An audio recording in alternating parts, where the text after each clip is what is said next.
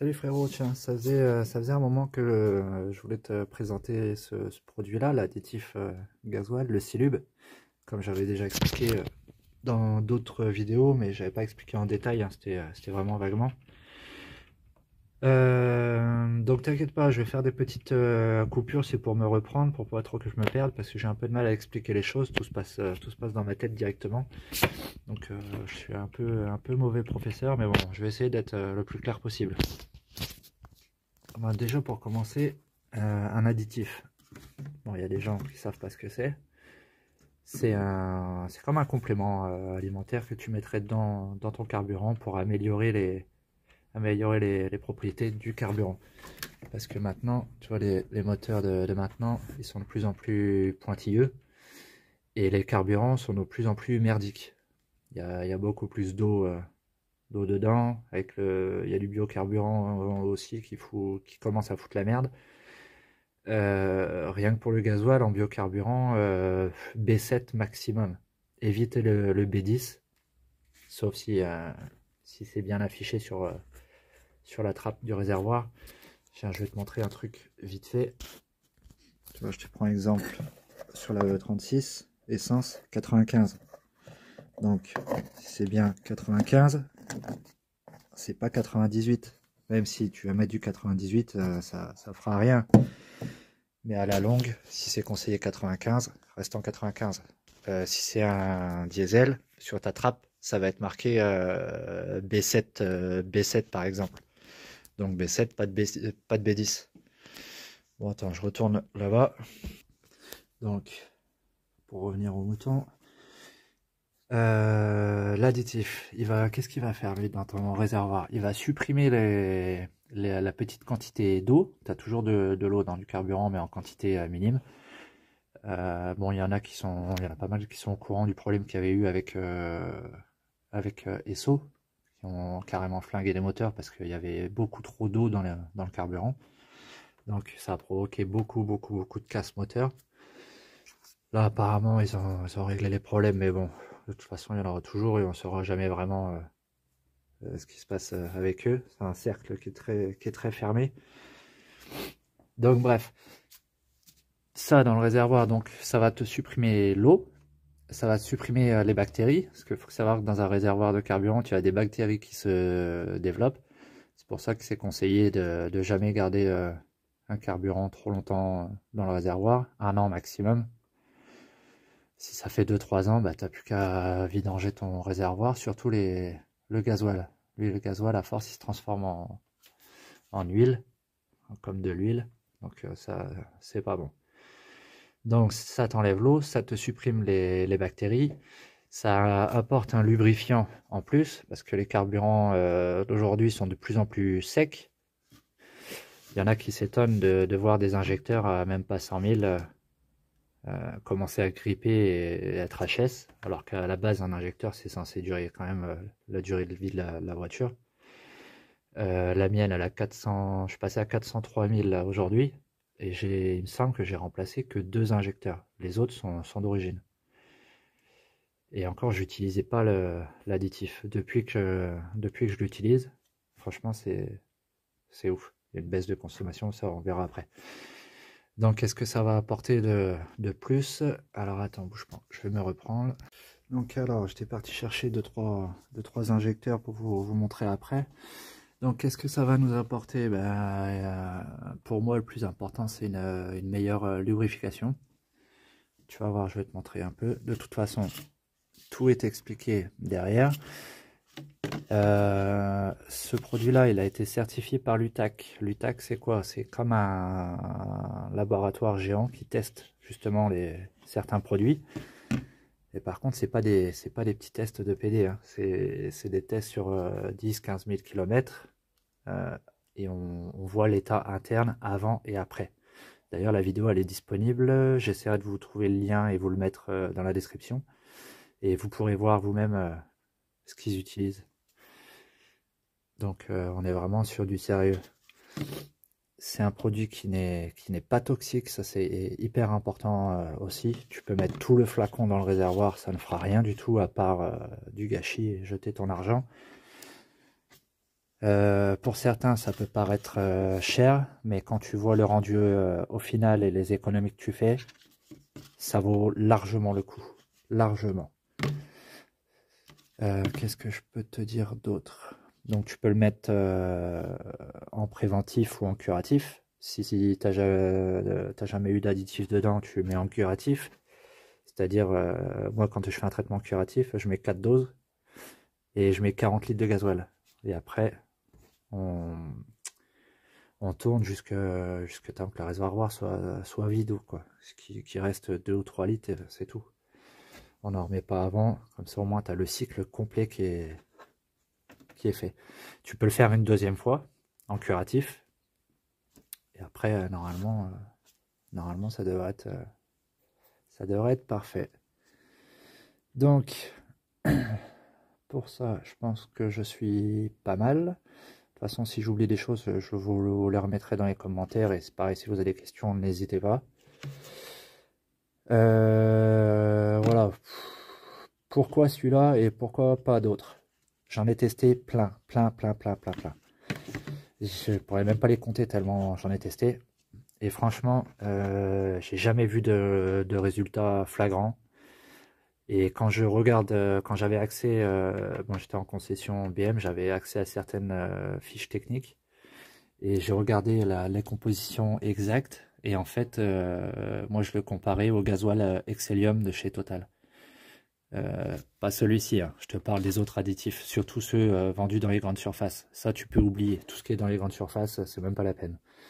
C'est purement commercial. C'est comme si je te dis que tu allais chez Total, tu mettais du gasoil Excellium, c'est pareil.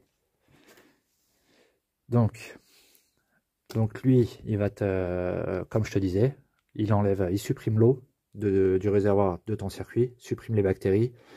Il apporte une lubrification supplémentaire. Donc si tu veux le combo parfait, tu mets gasoil Excellium plus ce traitement-là. Et là, je te garantis que tu sentiras une différence. D'ailleurs, je vais contacter les personnes à qui j'en ai mis dans le véhicule, comme ça ils pourront témoigner.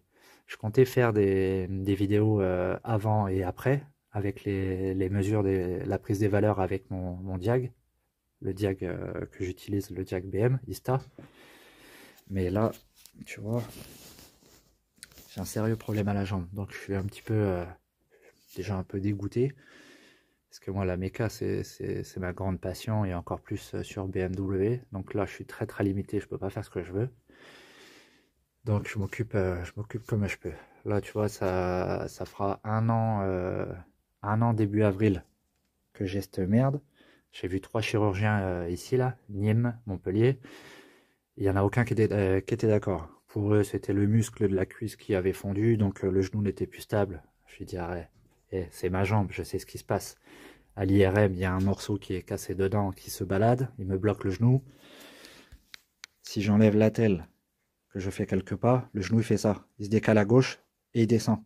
Et là, je te garantis que tu le sens passer. Et finalement, j'ai envoyé mon dossier à un ancien chirurgien à Brest, docteur Pierre, qui est un très bon chirurgien du sport. Et en 2 jours, voilà, il m'a appelé, il m'a dit tu viens, on fait ça sur une semaine et tu repars le week-end chez toi, le week-end suivant. Donc c'est ce que je vais faire. Donc mi-février, c'est parti pour l'opération là-bas. Voilà, ça c'était la petite parenthèse. Pour en revenir à ça, alors je vais préparer les petites pièces et je te reprends. Lui, j'ai oublié de te dire, lui, il va te laisser un film protecteur. Quand tu vas voir ce que je vais te montrer, tu vas comprendre pourquoi. Il va te laisser un film protecteur, et comme ça au moins ça protège. Hein. Si tu veux que je te dise d'autres. Contre les grippages, surtout à l'ouverture et fermeture de l'injecteur. Il vaut mieux qu'un injecteur soit grippé en position fermée qu'en position ouverte. En position fermée, tu n'auras pas assez de gasoil, donc tu auras des tremblements, une grosse fumée de fou derrière et pas de puissance. Et s'il est bloqué en position ouverte, par contre là, ça peut faire l'effet lance-flamme, donc ça va envoyer le carburant, ça s'enflamme et ça peut te trouver le piston. Ça, je te parle, c'est si les valeurs sont complètement dépassées, hein, en positif. Donc ce que je voulais te montrer, c'était ça. Alors ici, c'est un injecteur qui est bon et qui avait le traitement. Je sais pas si tu arriveras à voir les micro-trous. En fait, quand on te dit tu touches pas à l'injecteur, c'est le nez. Celui-là, je m'en fous parce que ils me serviront pas. Ils étaient morts. De toute façon, ouais, celui-là aussi. Tu vois, ça, faut jamais faire ça dessus. Tu peux toucher les côtés, on s'en fout pour le nettoyer. Et en fait, quand on n'utilise pas d'additif ou je sais pas quoi, à force, ça te fait des dépôts comme ça sur les nez d'injecteur. Ça, c'est de la calamine, tu vois. Ça a durci, ça fait de la croûte, c'est ce qu'on appelle la calamine. Et ça, quand tu as le nez d'injecteur qui est complètement rempli, eh ben, bonjour les dégâts. Donc, dans un injecteur, tu vois, ce qui grippe, c'est principalement l'aiguille centrale. Elle, si tu veux, elle est placée. Bon, et je te rassure, il n'y a pas que ça. Il y a plein de petites pièces dedans. Là, je te montre vraiment grossièrement. Tu as celle-ci qui va monter et qui va se fermer. Là, tu as le nez d'injecteur. Ça, si tu veux les refaire, ça s'achète séparément. Tu peux changer que la buse. D'ailleurs, petite parenthèse, ceux qui font des reprogrammations stage 2 sur les 330 DE46, sur la version 204, il faut des nez d'injecteur de 35D. Tu gardes l'injecteur d'origine, mais par contre, tu mets des nez de 35D. Et là, tu peux passer à ton stage 2. Ne roule jamais avec des nez de 35D tant que ton stage 2 n'est pas fait. Donc au pire des cas, tu t'arranges avec le gars pour changer les nez devant son garage. Moi, c'est ce que j'avais fait avec la voiture de mon collègue. Ça m'avait pris 1 heure à faire les 6 injecteurs, mais au moins, ils étaient posés, on a démarré, on a fait 20 mètres, et c'est bon, il a pu faire la programmation. Donc voilà, là, dans ta buse, c'est pareil, tu as une aiguille qui vient ici. Je ne sais même pas si c'est la bonne, j'ai pris dans mes pièces détachées, mais c'est exactement le même principe. Et elle va se déplacer aussi. Et en fait, là, c'est bien parce que tu as les petites traces de rouille. Là, tu vois les traces de rouille. Et bien en fait, quand ton aiguille elle est dans l'injecteur, c'est quand même un peu lubrifié. Mais quand ça grippe, et ben c'est ça. Du coup, ta tige, en fait, elle reste bloquée. Donc quand on dit qu'un injecteur grippe, c'est à ce niveau-là. Tu peux être là ou là. Par contre, je te dis, si t'as pas de connaissances ou tu sais que dans la vie, t'as pas de bol ou que tu fais jamais bien attention, t'as des petites pièces qu'il faut prendre avec une pince à épiler. Tu vois, c'est vraiment tout petit. Pour comparer, tu vois, c'est ouf. Hein. Donc voilà, ça, c'est pour te montrer ce qui se passe dans les injecteurs. Du coup, avec l'additif, tout ça, ça reste correctement lubrifié. Donc, un injecteur qui fonctionne bien, avec une bonne qualité de carburant, donc ta combustion, elle sera optimale. Ton retour, il va diminuer, parce que tout ce qui passe par les retours, ça retourne au réservoir, mais c'est tout le carburant qui n'est pas consommé. Et en général, avec un bon additif et puis un bon entretien moteur, tu as beaucoup moins de retours. Ça, je pourrais te le prouver directement avec la prise de valeur avec l'ordinateur.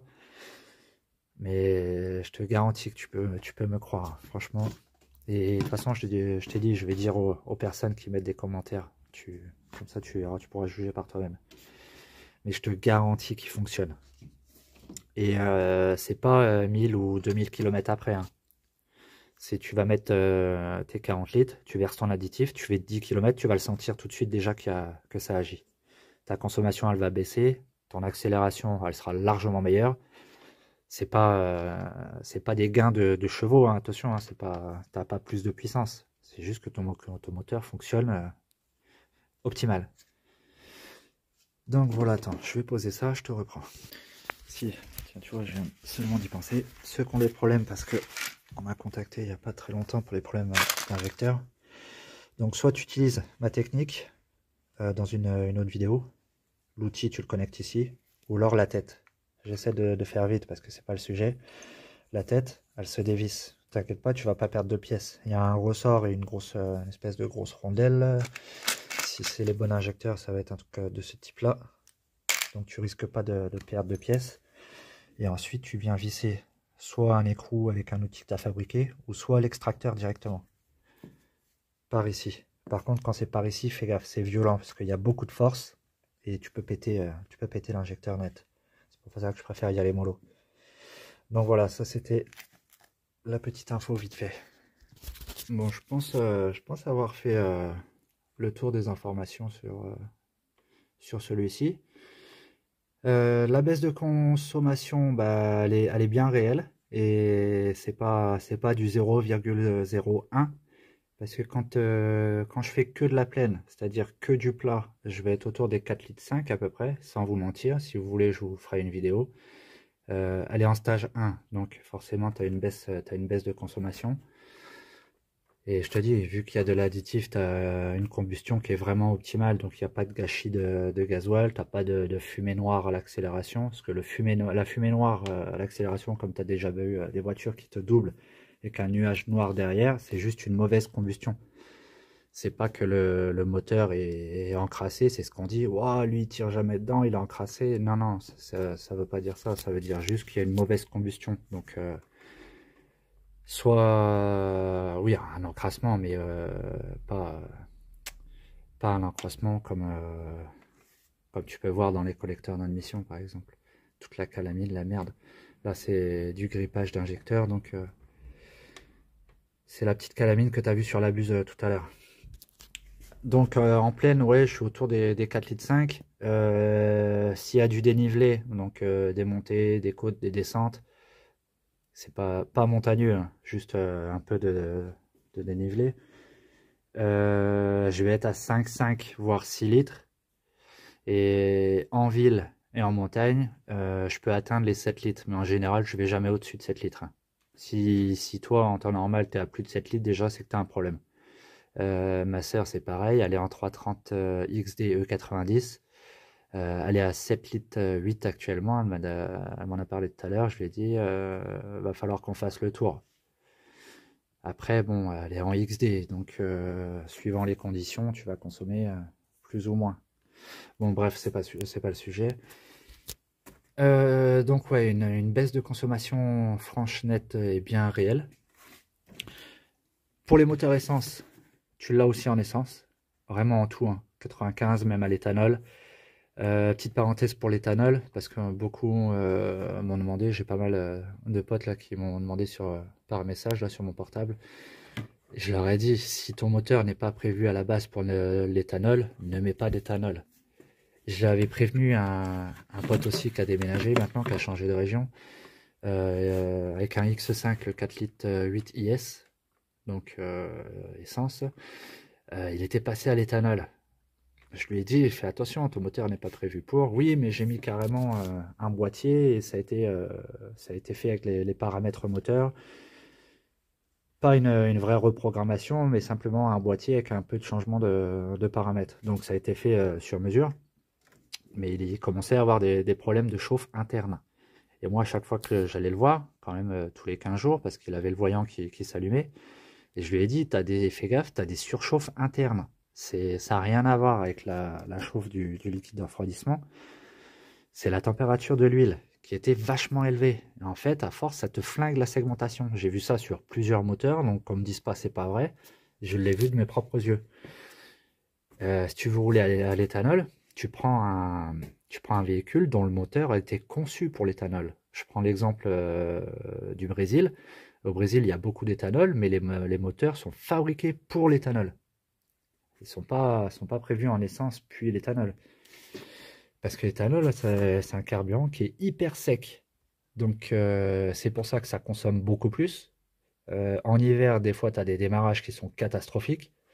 L'été, il n'y aura pas de problème. Donc si vous avez des problèmes comme ça, vous pouvez en mettre aussi. Il n'y a pas de souci. Ce que je peux te montrer, c'est la différence sur... bon, là, on est sur de l'injection directe, hein, de toute façon, vous savez.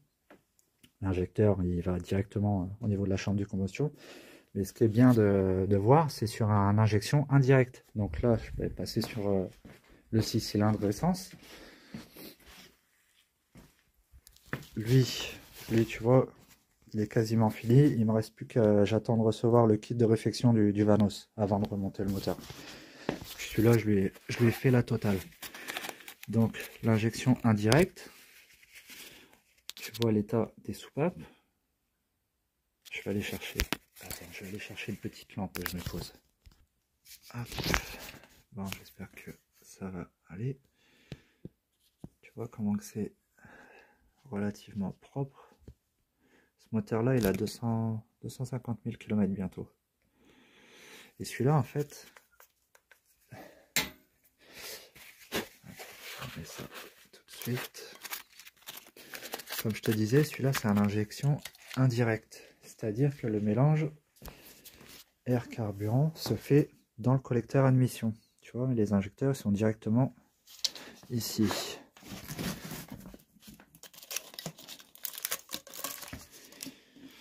Tu vois, ton injecteur est là. Donc le mélange est directement dedans. Attends. Donc voilà, tu as vu le principe de fonctionnement de cela. Ce que j'avais dit à deux collègues avant qu'ils le testent, parce qu'ils étaient un peu hésitants, comme tout le monde, ils avaient dit bon, j'en avais acheté quelques-uns, ça marche jamais. Je leur ai dit, écoutez, je dis mettez ça. Si vraiment vous voyez aucune différence, vous n'êtes pas satisfait, vous me le dites, moi le produit je vous le rachète directement. J'ai dit je te le conseille parce que j'en suis sûr à 100% de l'efficacité. Ça fait déjà plusieurs années que je l'utilise maintenant. Donc c'est pour ça, j'ai pas hésité. Si tu trouves qu'il n'y a aucune différence, que ça fait rien, tu me le dis, moi je te le rachète le bidon, il n'y a pas de souci. Là, je vais pas faire la même chose sur la vidéo parce que forcément, il y en a qui vont me dire ça fonctionne pas alors que ça fonctionne, j'en suis certain. Mais bon, il y en a qui seraient capables de dire ça fonctionne pas, tiens, tu as dit que tu me le rachetais, tu le rachètes. Non, ça marche pas comme ça. C'est si tu viens me voir, on fait les choses correctement, là oui, il n'y a pas de souci. Parce que j'ai une confiance à 100% en ce produit et ça faisait longtemps que je voulais en parler.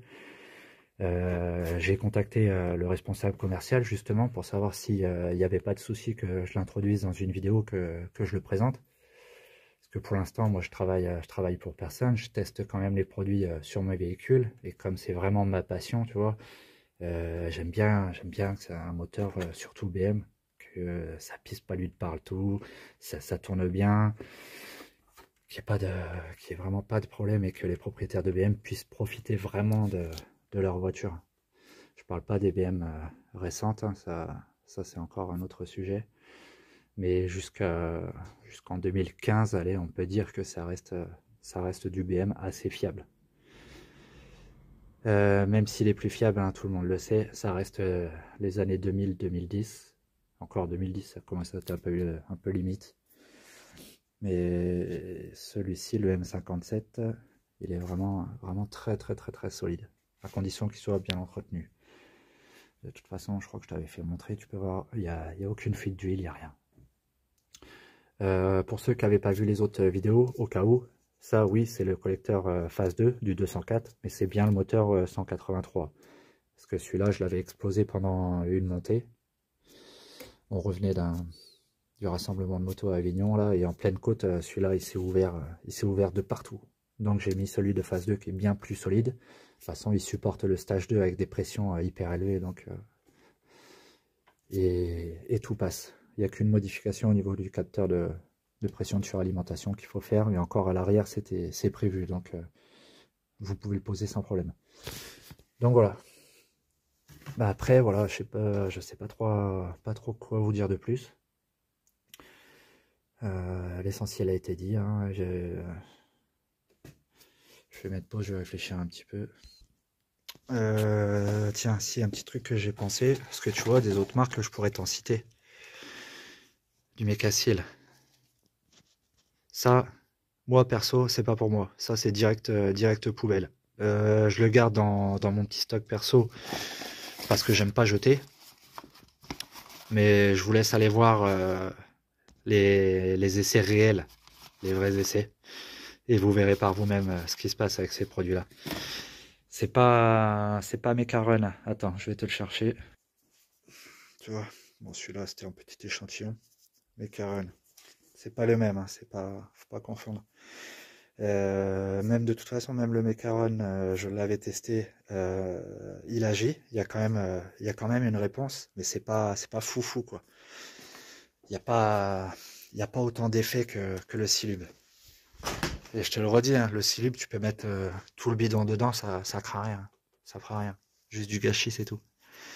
Chose importante, il ne bouffe pas les joints, il est vraiment pas agressif. T'as des autres produits, si tu dépasses la dose, t'en mets un peu trop, tu vas flinguer les joints de la pompe HP. Donc c'est pas, c'est vraiment celui-là, c'est vraiment le top pour moi. Je pourrais en parler des heures, mais je sais pas trop quoi dire dessus, à part franchis le pas, si tu veux, t'achètes le petit bidon. Je touche pas de com ni rien dessus, hein. Je te le dis simplement les choses comme je le pense. Et ça mérite d'être en avant. Ça, on l'utilise aussi dans les poids lourds. Donc, bah oui, réduction de... Oh merde! De consommation de carburant, entretien. Les poids lourds, les moteurs dépassent les millions de kilomètres, hein. Donc, franchement, ça rigole pas. Ils vont directement dans les entreprises, ils versent ça dans les citernes, dans les citernes là, et dans leur cuve personnelle. Et après, ils remplissent les camions avec. Donc, les camions sont traités, hein. C'est pour ça que ça va aussi loin. Donc voilà, je pense avoir fait le tour. Bon bah ouais, j'ai réfléchi un peu, ouais, je pense avoir fait le tour. De toute façon, comme je vous disais tout à l'heure, hein, si j'ai des rajouts, je vous mettrai ça dans le descriptif. Où l'acheter? Moi, franchement, bah, au début, je savais pas, donc je passais par des revendeurs tiers, type Amazon par exemple. Et en fait, quand j'avais été sur le site de Silube directement et que j'ai vu une différence de 15 € par rapport à Amazon, bah, j'ai compris tout de suite. Donc maintenant, je le prends directement sur leur site. Non seulement bah, il me semble que c'est le moins cher, et l'expédition est très très très très rapide. Et vous commandez le lundi, le mercredi voire le jeudi, vous pouvez l'avoir, hein. Si c'est pas avant même. Parce qu'une fois j'étais surpris, hein, j'avais commandé et le surlendemain je l'avais eu. Et franchement ça c'est très appréciable. Les gens qui sont pas très patients, c'est vraiment parfait. Donc voilà, n'hésitez pas, faites-moi confiance à 100% pour ce produit-là. Sinon j'aurais pas fait de vidéo tout simplement sur ce produit. Parce que des trucs qui marchent pas, c'est pas la peine de les mettre en avant. Et celui-ci, à chaque fois que j'en parle, il n'y a pas grand monde qui connaît, donc ça serait pas mal de le mettre en avant pour vraiment un truc qui marche. Comme je le disais aussi, certes, il fait son prix, mais au final, quand on voit les bénéfices que ça rapporte, faut pas s'en priver. Allez, bon courage et n'hésitez pas s'il y a des questions. Ciao. Oui, j'ai une chose à rajouter là, désolé pour les coupures. J'accepte toutes les remarques, toutes les infos, etc., tout ce qui est constructif. Tout ce qui est foutage de gueule et autres, je supprime le message directement. Parce que j'ai aucune leçon à recevoir du gars qui fait les vidanges et qui se prend pour un mécanicien à te donner des ordres à faire ça, alors qu'il a jamais levé son cul et qu'il est jamais passé sous une bagnole. Donc je répète, les remarques constructives, il n'y a pas de souci, on peut discuter tranquille. Ça peut m'arriver de faire des erreurs, ça, tout le monde n'est pas parfait. Mais chercher la petite bête histoire de trouver un petit défaut dans une vidéo, ça c'est des trucs que je supporte pas. Donc ça sera effacé directement. Merci de la compréhension. Sur ce, bonne soirée.